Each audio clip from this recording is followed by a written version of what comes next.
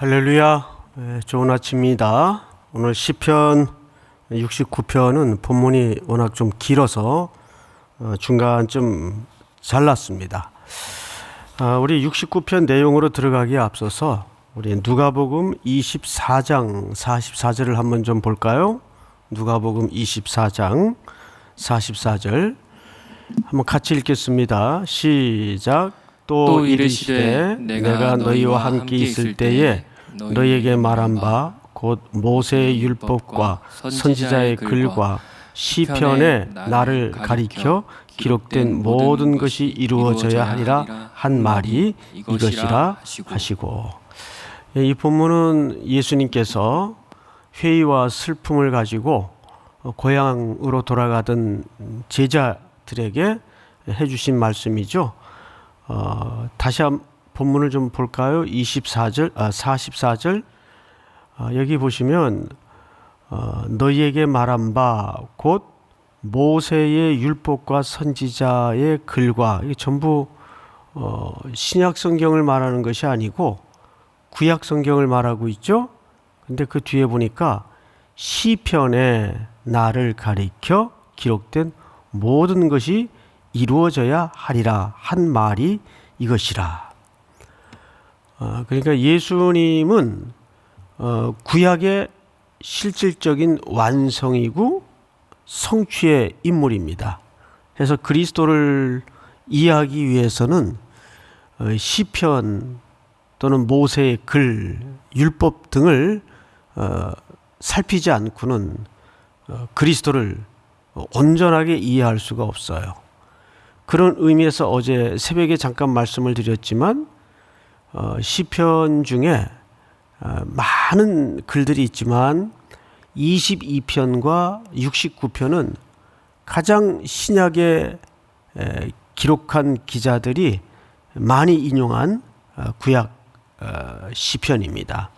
오늘 그런 관점에서 시편 69편 첫 절부터 좀 보도록 하겠습니다.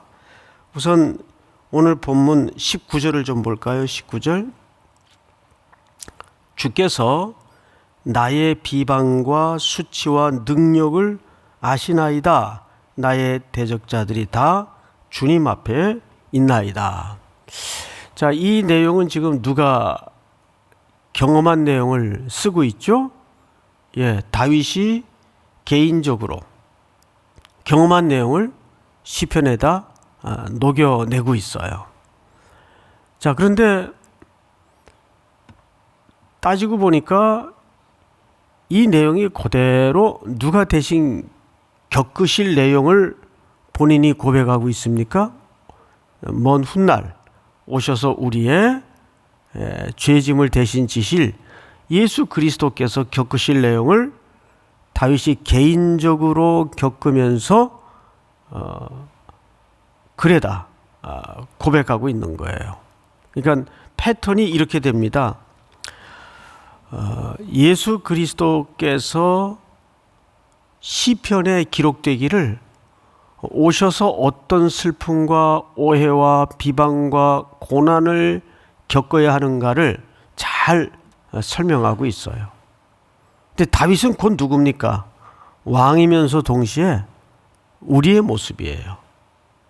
우리가 당시에 살아냈던 삶의 모든 다양한 모습을 설명하고 있는 겁니다. 넘어졌던 일들, 마음의 심상에서 하나님 앞에 겪었던 일들, 이런 것들을 다윗이 시편으로 녹여내고 있는데 여기 또 하나 중요한 점이 뭐냐면 다윗이 그냥 개인적인 그 비방이 아프기 때문에 이런 저주를 저런 저주를 쏟아내고 있는 게 아니에요. 오늘 69편 19절서부터 마지막 절까지 보면 다윗이 한 6개 정도의 저주를 하나님 앞에 기도로 신원하고 있어요. 원수를 갚아주십시오. 이거를 갚아주십시오. 그리고 아주 그것도 구체적으로 설명하고 있어요. 예를 들어서 22절을 한번 볼까요? 그들의 밥상이 올무가 되게 하시며 그들의 평안이 덫이 되게 하소서. 이게 기도 속의 다윗의 유명한 저주시거든요. 그런데 여기 밥상이라는 말이 무슨 뜻인가 하면 그냥 일반적인 식탁을 얘기하는 게 아니라 제사를 하나님 앞에 드린 이후에 거기서 나온 제물로 차려지는 분깃이 가득한 그 제사에 드려졌던 상을 얘기합니다. 근데 원수들은 거기서 자기들이 나름대로 샬롬을 경험해요. 그게 무슨 얘기냐 하면 그들의 진심은 위선으로 가득 찼는데 그렇게 하나님 앞에 예물을 갖다가 상 앞에 드림으로써 자기네들에게는 평안하다, 또 샬롬을 고백하고 있단 말이에요. 이것이 고난당하는 자신의 입장에서 볼 때는 매우 위선적으로 보이고 너무 마음이 고통스러운 거예요. 그래서 22절을 보니까 그들의 밥상이 이 제사상을 얘기하는 거예요. 올무가 되게 하시며 그들의 평안이 덫이 되게 하소서. 간구죠. 그 앞에 또 볼까요? 21절. 그들이 쓸개를 나의 음식물로 주며 목마를 때에는 초를 마시게 하였사오니. 여러분, 쓸개가 뭡니까? 이 쓸개는 도저히 사람이 써서 먹을 수 없는 음식물을 상징하는 거예요. 근데 그 원수의 세력들이 그 쓸개를 지금 배가 고픈 사람에게 음식물로 줘요. 그러면 그게 먹으란 얘기입니까? 말라는 얘기입니까? 그럼 먹지 말라는 얘기예요. 음식물을 먹어야 할 만큼 갈증이 나 있고 배가 고픈데, 그러니까 원수들은 그런 식으로 하나님의 자녀들을 조롱한다는 거죠. 또 볼까요? 목마를 때는 뭐를 마시게 해요? 초를 마시게 해요. 목이 마르면 물을 마셔도 시원찮을 판인데 초는 도저히 물을 대신해서 마실 수 있는 음료가 아니잖아요. 그 새그러워서 어떻게 먹습니까, 그거를? 그러니까 원수의 세력들은 이렇게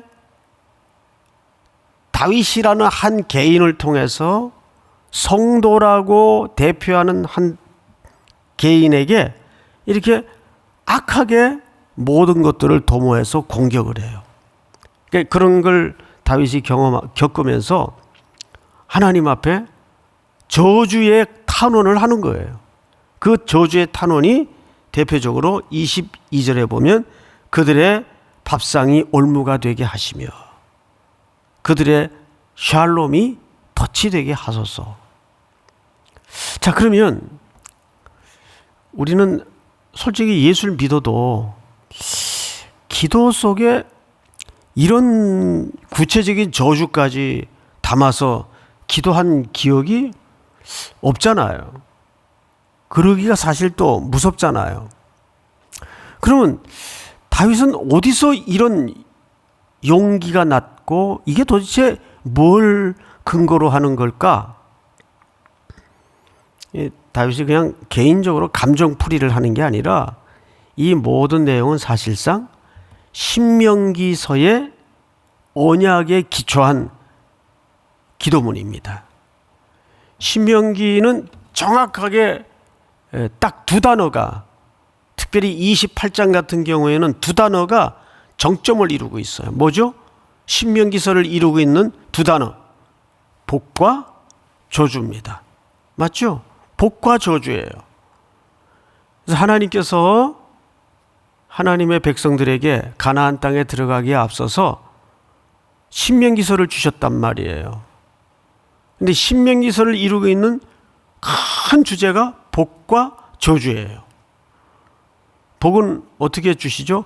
말씀을 순종하고 말씀을 지킬 때 복을 주신다고 약속을 했고, 반대로 그 말씀을 위반하거나 순종하지 않을 경우에는 저주를 허락할 거라고 약속을 하셨어요. 그래서 복과 저주를 내가 너희 앞에 두나니. 자, 이 얘기를 여호수아서도 보면 여호수아서도 했어요. 그러니까 여러분, 모세 오경이 지난 이후의 모든 이스라엘의 역사는 철저하게 그 밑바닥에 신명기적 사관이 깔려 있어요. 우리가 한 나라를 건설하는데도 국가 철학이라는 걸 갖고 있잖아요. 과거에 그 독일 전신인 바이마르 공화국은 철저히 성경적 가치관에서 국가를 건설했었는데, 너무 이상적인 국가관으로 나라를 운영하다가 경제가 엉망이 되고 말았어요. 결국 빵의 문제를 해결하지 못하니까 등장한 게 뭐죠? 나치즘이에요. 나치. 그래서 히틀러가 어떤 국가 경영을 들고 나왔는가 하면, 내가 독일 국민들에게 집집마다 폭스바겐과 땅의 문제를 해결하겠다, 이러고 들고 나온 거예요. 그러니까 그 당시 독일 기독교인들이 전부 이 나치즘이 기초한 기독교로 다 넘어가 버리고 말았어요. 그래서 그 당시 그 본당 뒤쪽에 걸린 예수님의 십자가 모습을 보면 정말 웃겨요. 예수님이 막 여기 갑바가 나오고 복근에 왕자가 그려져 있고, 그게 무슨 기독교죠? 능력 기독교. 그 당시 기독교가 이런 히틀러의 모든 독일 국민에게 폭스바겐을 제공하고 모든 국민들에게 빵의 문제를 해결하겠다. 이게 사실은 바이마르 공화국의 실패에서 온 반작용이고 부작용이에요. 그만큼 나라를 세울 때 그 나라를 이루는 국가 경영 철학을 어떻게 설정하는가는 아주 중요합니다. 그러니까 이스라엘 나라는 어떤 국가 경영을 가지고 출발시킨 나라인가 하면 신명기적 사관을 가지고 출발한 나라예요. 그러니까 철저하게 하나님의 율법에 기반한 나라란 말이에요. 그러니까 우리가 이미 주일날 강의 시간을 통해서 배웠던 바가 뭐예요? 열왕기라는 책은 이스라엘 왕들의 실패의 역사이면서 이스라엘의 타락의 역사예요. 계속 뭐가 무너집니까? 율법이 무너지는 거예요. 다윗이 지금 사실은 개인적인 소회를 이렇게 저주의 시를 담아서 노래하지만, 이 저주의 시를 통해서 그 정점에 공의로우신 그리스도께서 오셔서 이 모든 죄악을 어떻게 해결하시고 어떻게 이 백성을 새롭게 하실 것인가에 대한 깊은 복음이 이 저주시로 묘사된 그 기초 속에 담겨져 있는 겁니다. 우리 한 절만 좀 더 보도록 할까요? 몇 절을 보시냐면 23절을 보세요. 23절. 그들의 눈이 어두워 보지 못하게 하시며 그들의 허리가 항상 떨리게 하소서.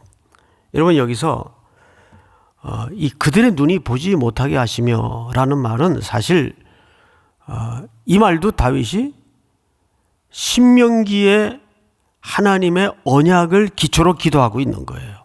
우리 좀 확인해 볼까요? 신명기 28장으로 넘어가 보세요. 그래서 이 신명기는 굉장히 중요한 책이 됩니다. 28장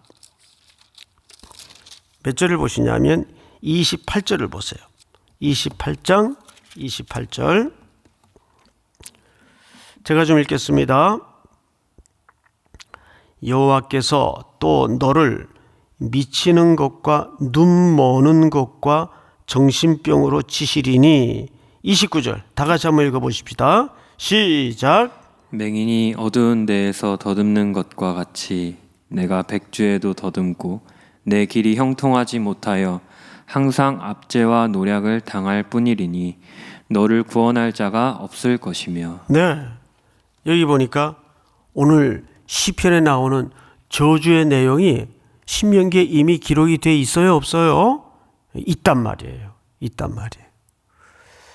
그래서 우리가 그러면 우리는 뭐 이미 그리스도로 복을 받은 존재이지 않는가? 네, 맞아요.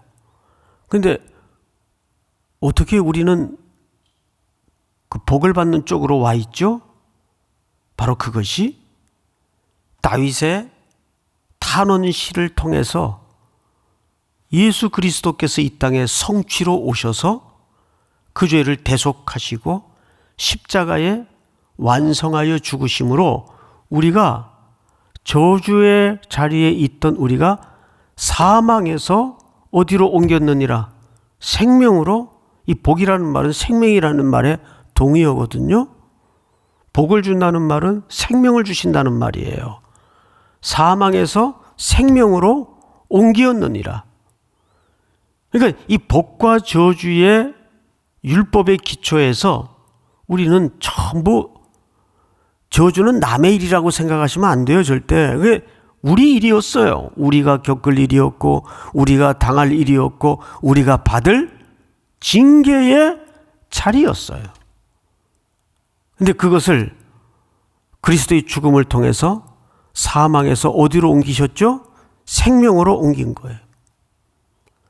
다윗의 이 원수의 세력들을 향한 저주의 시와 그 탄원은 결국 구원에 관한 부르짖음입니다. 자기 절망에 기초해서 구원에 관한 부르짖음이에요. 다시 오늘 시편으로 가보면 23절을 보세요. 23절. 주의 그들의 눈이 어두워 보지 못하게 하시며 그들의 허리가 항상 떨리게 하소서. 이 눈이 보지 못하게 한다는 말은 건강상으로 치자면 가장 쇠약해진 상태를 얘기합니다. 우리 건강이 다 무너지면 제일 절정이 앞을 보지 못하는 거예요. 그리고 이 허리가 떨린다는 말은 무슨 뜻입니까? 허리에 힘이 빠져가지고 등이 굽어진다 그 뜻이에요. 여러분, 허리에 힘이 빠지면 사람이 서 있을 수가 없어요. 그러니까 완전히 무너진 인생을 이렇게 은유적으로 설명을 하는 겁니다. 우리 한 군데만 더 볼까요? 24절을 한번 보세요. 24절 같이 읽겠습니다. 24절 시작. 주의 분노를 그들의 위에 부으시며 주의 맹렬하신 노가 그들에게 미치게 하소서. 네, 분노라는 말의 동의어가 뭔지 아세요? 분노라는 말은 또 다른 표현으로 사도행전에 보면 그런 표현이 등장을 했었죠. 사도 바울이 그 아덴이라는 도시에 갔다가 그 언덕에 하얀 대리석으로 우뚝 세워진 우상 신전을 바라보고 마음에 격분하여 그랬어요. 격분하여. 거기서 말하는 격분이라는 말, 파록시노라는 말은 정확하게 무슨 뜻인가 하면 그냥 단순히 화가 났다 그 말이 아니에요. 질투라는 뜻입니다. 질투. 분노의 동의어는 질투예요. 그러니까 질투라는 것은 하나님의 열심을 가진 마음을 얘기합니다. 바울이 질투났다는 말이 아니고 바울의 마음속에 생성된 질투는 하나님께서 바울의 마음속에 그 우상단지를 보고 하나님의 마음이 밀어넣어져서 바울이 그 우상 숭배의 모습을 보면서 아덴 사람들의 모습을 보면서 격분했다. 질투가 났다. 그럼 그 질투는 바울의 질투예요? 하나님의 질투예요? 하나님의 질투란 말이에요. 하나님이 왜 질투하셨을까요? 당연하죠. 하나님의 형상대로 지음받은 이 피조물들이 마땅히 그 존귀와 영광을 내게로 돌려야 되는데, 하나님께로 돌려야 되는데, 눈이 어두운 숭배자들이 그 모든 영광을, 간구를 자기네들 손으로 만들어 놓은 조각상에다가 빌고 거기다 재물을 갖다 바치고 그 무형들을, 아무 의미 없는 나무 조각이나 돌 조각들을 찬양하고 경배한다면 누가 제일 화가 나겠어요? 하나님이 화가 나는 거예요. 그래서 질투라는 말, 사실은 하나님의 열심이라는 말도 질투라는 말이에요. 근데 오늘 이 가치관의 혼란 속에 우리 그리스도인들의 마음 속에 소위 교양이라는 명목 아래 이게 다 사라졌어요. 하나님의 질투가 세상을 향해서 이게 좀 다시 복원이 돼야 돼요. 그냥 사람들이 술천봉, 물천봉 그냥 그렁저렁 살아도 아유, 쟤는 저렇게 살다 죽지. 그건 하나님의 질투의 마음이 아닌 거예요. 거기에 대해서 안타까움이 있고 열심히 나오고 그래서 우리가 선교하는 거 아니에요. 선교하느라고 현장에 가서 보면 하나님이 속 터질 광경이 얼마나 많아요. 그런 마음이 좀 우리 속에 복원이 돼야 될 거 아니에요. 다윗이 여기에서 그런 열심으로 하나님 앞에 한 6가지의 저주시를 담아내고 있는 거죠. 69편에. 그걸 6가지 다 하려면 오늘 출근들을 못할까 봐 여기쯤 우리가 마무리를 하고, 계속해서 여러분 시편을 읽는 방법은 이것만 말씀을 드리고 마치겠습니다. 빨리 읽지 마세요. 시편은 천천히 호흡을 길게 해서 이 시인이 왜 이런 표현을 썼을까? 항상 하나님의 주권적인 시각에서 시편을 천천히 읽으십시오. 이 시편 읽기의 기초입니다. 왜? 시편이라는 것은 풀어 쓴 글이 아니고 모든 의미들을 함축하고 함축해서 정제된 언어로 썼기 때문에 시편을 이해하는 게 그렇게 쉬운 작업이 아니에요. 우리가 이제 새벽마다 계속 시편을 볼 텐데, 오늘도 이 말씀이 다윗이 왜 이렇게 격렬한 표현으로 온갖 단어를 동원해서 원수의 세력들에 대해서 이렇게 저주의 시를 담아냈는가 보니까 그 저주는 내가 받을 저주였고 그리스도께서 대신 받으신 저주였어요.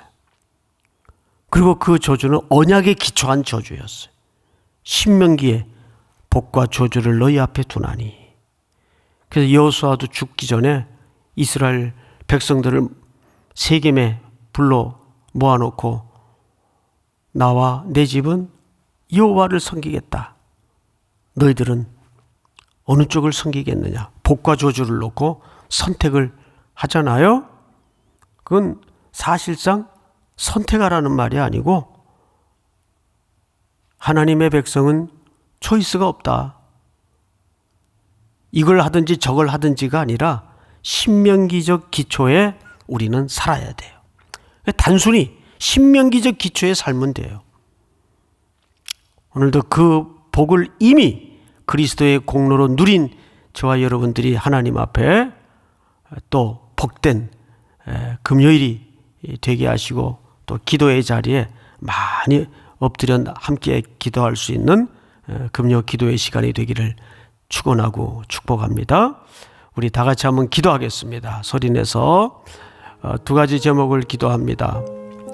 내 속에 다윗처럼 하나님을 향한 열심히 질투가 이 패역한 세상을 향하여 회복되게 하시고, 오늘도 신명기 말씀을 기초로 하나님 앞에 인생을 담백하게 살아내게 하시며, 또 금요 기도회를 위해서 여러분들이 가지고 나온 개인사적인 제목을 놓고 한번 다 같이 통성으로 기도하도록 하겠습니다. 사랑하시는 하나님 아버지,